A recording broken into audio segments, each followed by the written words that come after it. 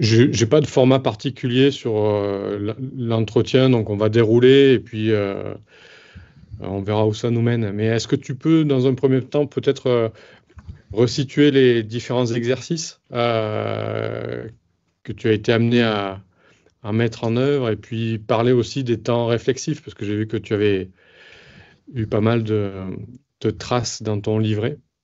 Oui, oui, complètement. Déjà, pour donner déjà un peu mon ressenti un peu général, peut-être aussi sur la formation, c'est vrai que j'ai trouvé que c'était très structuré et relativement très encadrant. Donc en fait, moi, ça m'a permis quand même de progresser dans un environnement qui est sécurisant, qui est bienveillant et avec différentes étapes qui sont à chaque fois associées à des exercices pratiques, on va dire. Donc Alors, ça, c'est vrai.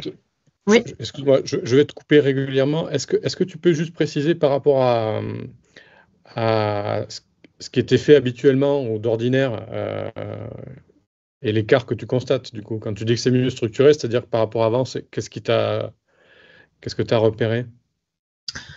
C'est très structuré dans le sens où à chaque fois, tu vois, j'avais l'explication et donc des ateliers avec Sophie ou Caroline pour m'expliquer vraiment voilà, la théorie. Et puis après, l'apprentissage en situation, soit sur des ateliers dédiés, des démonstrations, des simulations qui permettaient vraiment de mettre en pratique tout ce qu'elles m'ont transmis, quoi. Donc du coup d'arriver à une situation où je deviens en autonomie totale sur ces exercices-là. D'accord. Tu peux donner un exemple en particulier d'une situation qui t'a marqué? Par exemple, ça peut être sur des kick-off projets. Donc en fait, on m'explique vraiment comment ça va se passer avec un client sur la mise en place d'un chatbot, etc. Et puis après, on arrive à une situation où vraiment, on rencontre un client et puis là, on découvre la demande et du coup, on met en application tout ce qu'elles ont pu m'expliquer, mais en situation réelle, quoi. D'accord. Mais tu étais déjà le kick-off client, tu es une vraie débutante dessus ou c'est quelque chose que tu mettais en place déjà? En fait, non, moi, j'avais jamais fait sur vraiment cette partie mise en place technologique avec la mise en place ensuite d'un produit. Je l'avais pas fait, je l'avais fait sur d'autres sujets, dans d'autres expériences avant, mais pas sur ce type d'accompagnement vraiment dédié, sur de la mise en place et de l'accompagnement à chaque fois personnalisé, sur la mise en place d'une solution d'IA. C'est vrai que c'est très spécifique et donc en fait, il faut quand même intégrer vraiment les solutions qui sont proposées par Synapse, s'adapter à chaque fois aux clients, aux besoins, etc. Vraiment comprendre leurs besoins et y répondre en essayant d'avoir une proposition à chaque fois très personnalisée, quoi. Ok. Dans le parcours qui a été conçu sur ces aspects-là, on avait imaginé du coup plusieurs entraînements. Est-ce que ils t'ont paru suffisants ou est-ce que il aurait fallu en faire davantage? Enfin, voilà, c'est juste un petit retour.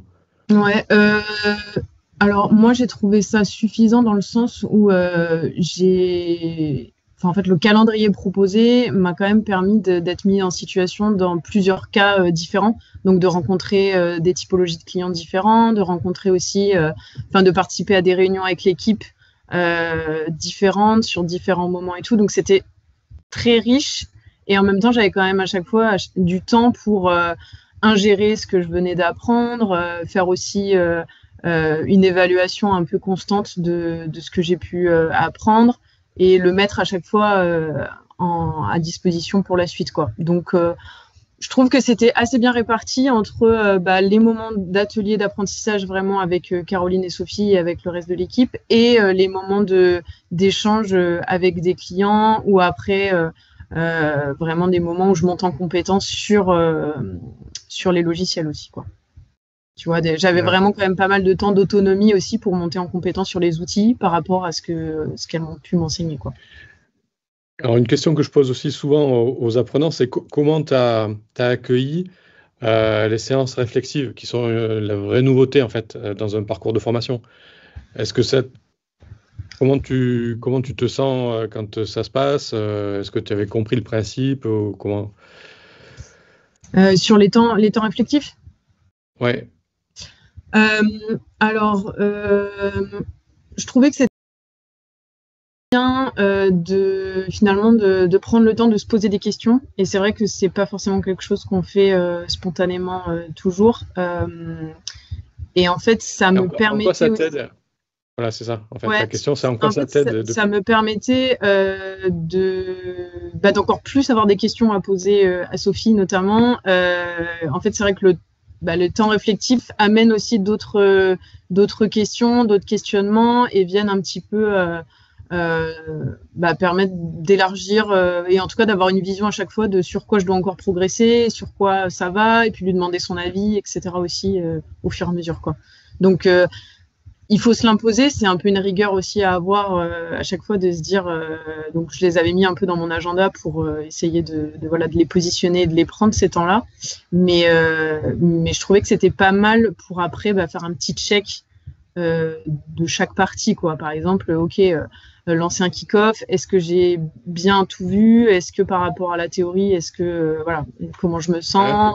Est-ce qu'il y a des questions qui me viennent? Est-ce que j'ai besoin de creuser certains trucs? Et puis après, ça se faisait un peu de manière informelle, voilà, avec Sophie ou Caroline, où je posais des questions en fonction voilà, de mes petites notes, etc., quoi.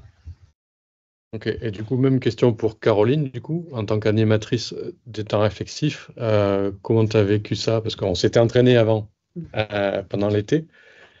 Après, il s'est passé 2 mois où, du coup, tu as déployé les AFEST. Ça, ce qui a été simple, c'est de se retrouver à quelqu'un qui joue le jeu facilement aussi et avec qui, du coup, tu vois, je lui avais expliqué comment ça allait se dérouler, quel était le but. Donc, d'entrée, ça s'est quand même fait assez naturellement, quand même. Bon, le naturel revient vite au galop. On a envie d'aider un peu plus en donnant des conseils. Mais en fait, ce qui a été appréciable dans la démarche aussi, c'est que elle fasse ce temps-là aussi en amont et qu'on débriefe de. Du coup, on avait plus cet entretien direct, en fait. On le faisait après dans un second temps, Ouais. plus court, et on partageait là-dessus, parce qu'après, elle a eu l'habitude d'avoir le mécanisme d'y réfléchir elle-même, c'est ce qu'elle sous-entend. Dans les scénarios des exercices d'entraînement, vous aviez bien pointé, du coup, les niveaux de difficulté. Et ça... Après, sur les entraînements, oui, mais bien sûr, sur la mise en situation réelle, bon, même si on client, tu as toujours un élément de surprise. Des fois, ils invitent des gens auxquels on ne s'attendait pas.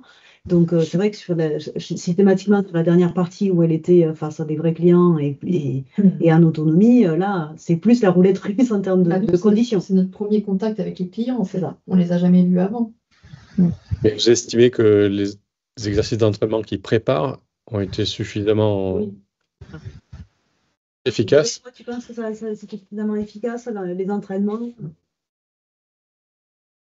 Après, je rejoins Caroline, on ne sait jamais trop comment ça peut se passer un rendez-vous parce que en fonction de l'interlocuteur, si on a affaire au métier, si on a affaire au responsable d'innovation, si on a affaire à quelqu'un qui est très technique, etc. Enfin, c'est un peu la particularité aussi que j'ai découvert chez Synapse, c'est qu'on peut avoir un gros panel d'intervenants, mais pour autant, on avait quand même étudié pas mal de cas de figure sur les ateliers préparatoires, donc ça permettait quand même d'arriver avec des billes. Malgré tout, c'est jamais forcément le cas qu'on avait forcément imaginé. Mais moi, ça m'a pas déstabilisé. Enfin, au contraire, je trouvais que c'était bien de passer à la pratique et puis après de mettre un peu en pratique tout ce qu'on s'était dit. On a quand même à chaque fois vraiment des temps préparatoires, donc on préparait les réunions vraiment en amont, etc. Donc la méthodologie, elle permet aussi d'arriver en confiance face aux clients, quoi. Du coup, j'en profite tout pour revenir sur ton rôle, enfin vos rôles, du coup, Caroline et Sophie d'architecte. Donc moi, je vous ai accompagné sur 6 jours. Est-ce que vous avez une estimation, c'est un petit peu ce dont on parlait ce matin, du temps nécessaire que vous avez dû utiliser pour produire et avoir une idée de combien de temps ça vous a pris finalement de poser ces... Donc vous avez mis 3 AFES en perspective. Il y en a 2 qui sont documentés. Il y en a une qui est amorcée, mais pas documentée. Moi, je te disais, sur la préparation des contenus entre nos sessions, je pense que j'ai à peu près passé 2 jours pour préparer les contenus et qu'on puisse les challenger. 3 jours. 2 jours. De les challenger sur les sessions où on était en présentiel. Donc 3 jours full-time à 2 ou un équivalent temps plein. Moi, je travaillais essentiellement dessus. Et après, on les a challengés à 2 avec toi. Ouais. Et après, nos workshops de 6 jours, vous étiez là toutes les 2 aussi. Donc ça fait de ressources. C'est juste pour qu'on ait une représentation de la charge de travail qui n'est pas anodine quand même. Est-ce que tu vois des impacts sur, je sais pas, l'organisation interne, sur ce que ça peut produire en tout cas? Quelle ligne ça peut faire bouger? Ce que je trouve intéressant, c'est que nous, on est parti sur ce principe-là pour l'intégration d'Audrey et pour l'intégration des futurs salariés du pôle client. On s'est rendu compte que ça pouvait nous permettre d'identifier des bonnes pratiques et puis de rationaliser aussi comment on attrape chaque process dans l'entreprise. Et du coup, on trouve ça intéressant pour la montée en compétence aussi des autres salariés sur ce pôle. Mais en tout cas, nous, de notre côté, sur le pôle, je pense que c'est un super outil et d'intégration et de rationalisation des compétences, de montée en compétences. Je trouve que c'est un outil intéressant à ce niveau-là. Ok. Et avec, bon, c'est encore frais, hein, mais est-ce que c'est peut-être trop tôt pour répondre, mais est-ce que ça peut faire un levier, ou est-ce que de ta fenêtre, ça peut faire un levier sur l'attractivité, la marque employeur? On en a parlé, ouais. Ça, tu le vois comment, toi? Ça peut. Après, il y a des gens qui sont sensibles à ça ou pas. Moi, je trouve que c'est intéressant. Nous, comme je te disais, sur le recrutement, c'est quelque chose, le sujet d'avoir la volonté de progresser, de se former, c'est quelque chose qu'on essaie d'évaluer. Donc, le fait de placer d'entrée de jeu dès le recrutement, le fait que nous, on a ces pratiques-là, avec une montée en compétences, qu'elle est suivie, qu'elle est évaluée, qu'elle est personnalisée. On peut revenir là-dessus, juste parce que moi, je l'ai bien pointé, effectivement.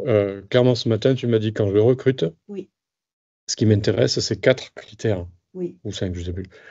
Tu peux me les balayer? Exactement dans le même ordre, pas sûr, mais dans l'idée, c'est est-ce que les gens sont dans la volonté de progresser, parce que chez nous, on monte en compétence en se confrontant à nos produits, à nos situations, à nos process, et c'est pas le CV, c'est pas l'expérience antérieure qui nous apporte des certitudes.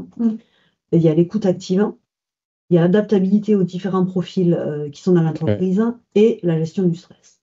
C'est un rôle sur lequel on est soumis à ça. Mais finalement, c'est vrai qu'on évalue plus des soft skills que des compétences ancrées et validées par un diplôme. Donc le critère de vouloir apprendre, c'est un déterminant aussi. C'est déterminant. Et ça, c'est une soft skills qui fait que on peut acquérir des compétences techniques chez nous. Parce que techniquement, personne n'est préparé à configurer nos solutions, etc. C'est des éléments qui sont propriétaires. Donc si on n'identifie pas la capacité et la volonté de progresser, ça n'a pas de sens. Donc, et je trouve ça, le fait d'avoir structuré sous la forme d'une succession d'AFES, le parcours il est déjà calé, on peut le présenter d'entrée de jeu. Je trouve que c'est sécurisant aussi. Enfin, en tout cas, c'était aussi le retour d'Audrey. C'est sécurisant de savoir où est-ce qu'on en est dans le parcours, quels sont les éléments sur lesquels on va être évalué, etc. d'entrée de jeu. C'est intéressant. Technique, quoi. Ok. Bon, merci pour ce temps-là. Je pense qu'on peut en rester là. Et puis,